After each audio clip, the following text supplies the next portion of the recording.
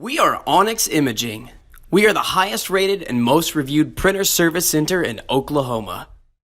Hello, it's Jordan over at Onyx, and today we are working with the LaserJet Pro M203dw, and we're going to show you the common causes of paper jam.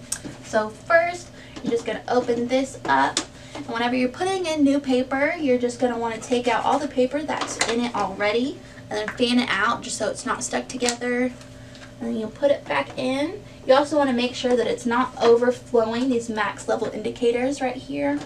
And these are the paper size adjusters. This one pulls straight out. You want to make sure that those fit the same paper size that you are using. And this blue one moves the width as this one does the height. And that is everything. If you guys need anything else, just give us a call and you have a great day. Thank you for watching. If you're interested in how you can receive free labor on all of your service calls, as well as how to qualify for free printer upgrades, contact us today. We are here for all of your printer and office supply needs.